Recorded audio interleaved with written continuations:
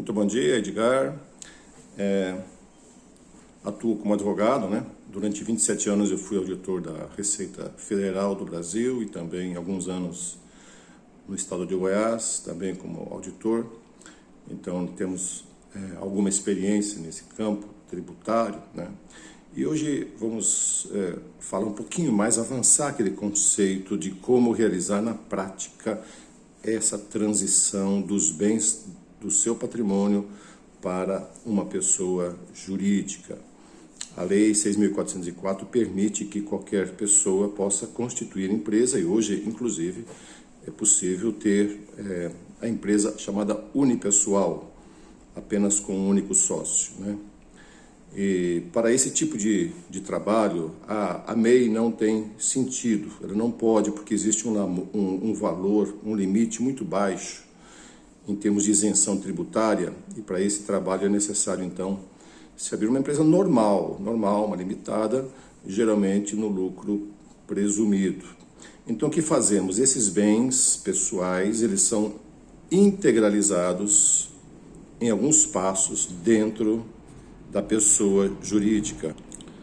Então, o profissional ele vai pegar esses bens e ele vai ao cartório, ele vai registrar esses bens em nome dessa nova pessoa jurídica, que na verdade é a sua família, é você, sua esposa, seus filhos. Então, uma vez constituída essa empresa, numa segunda atitude, numa segunda ação, existe uma alteração que se faz, onde se integraliza esses bens e se transforma eles em cotas sociais. Toda a sociedade é assim, né? Cotas, você tem cotas agora. Então, quando existir um problema qualquer, primeira coisa que se vai buscar é a sua pessoa, né? Vão buscar os seus bens.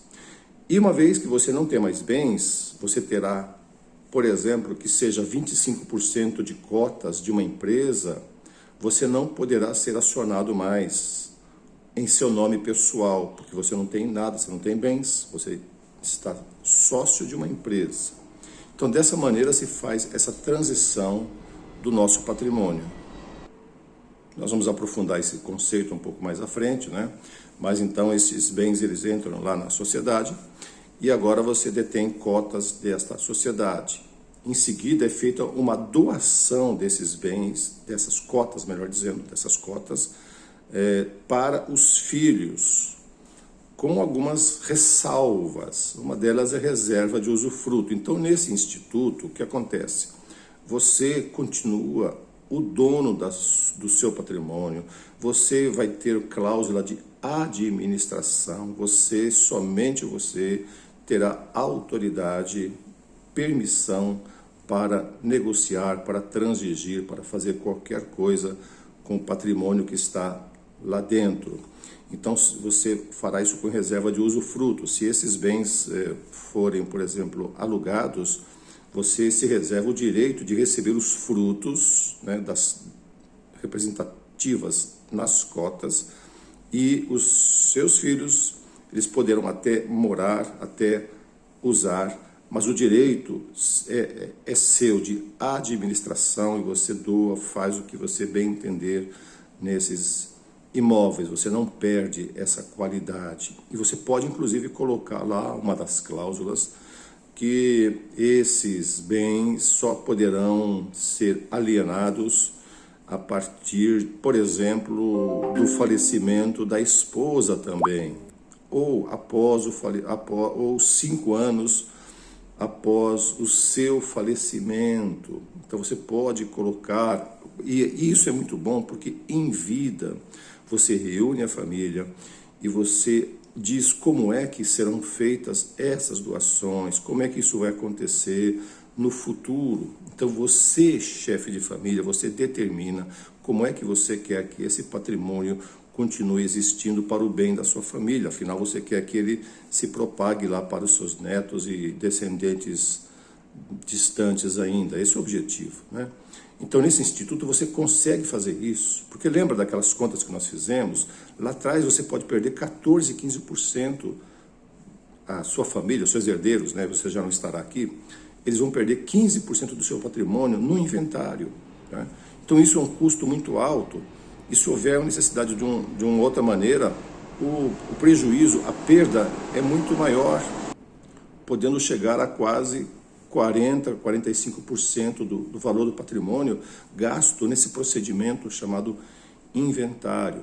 Então é importante que você saiba que quando você faz doação, existe também o ITCMD, afinal é Imposto de Transmissão Causa-Mortes e doação em vida. Mas a causa-morte, evidentemente, pelo óbito, pelo falecimento. Então, o que acontece? Essas cotas, elas são colocadas dentro da empresa no mesmo valor da declaração do seu imposto de renda. Então, quanto mais antigo for o seu patrimônio, quanto mais antiga for aquela casa, menor o valor que será pago.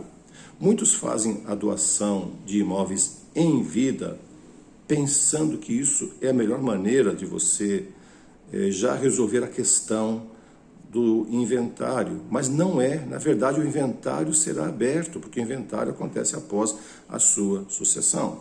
Então você adiantou um bem para um filho, talvez outro bem para uma outra filha, você então não possui mais bens em seu nome, né? Porém, os seus filhos, ainda em vida, eles podem administrar aqueles bens. Então, e outra coisa, quando existe esse insucesso de um casamento, por exemplo, os agregados, eles poderão ter acesso a esses bens que você quer que seja do seu filho e não da sua ex-nora, do seu ex-genro. Então esse ITCMD é pago aqui também nesse instituto, porém a valor de aquisição. Numa doação simples que muita gente faz, se paga o imposto a valor de mercado. Então esse valor é muito alto, mas não impede igualmente o inventário, que vai ser aberto.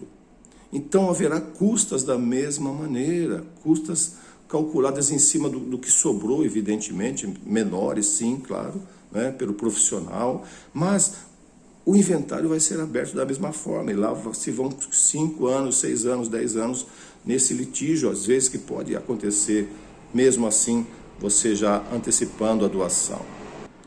Então, espero que esteja claro esse procedimento, né? Nós, então, realizamos, resumidamente, integralizamos esses bens numa empresa, isso se transforma em cotas, e cada um dos sócios, você e seus filhos, têm direito a cotas, né? Então, você pode doar dentro desse instituto aquelas cotas a seus filhos, tendo a reserva de usufruto para você, e isso ao valor de aquisição do imóvel. Então, o imposto a ser pago é a aquisição do imóvel lá no imposto de renda e não o valor de mercado que é feito numa doação qualquer.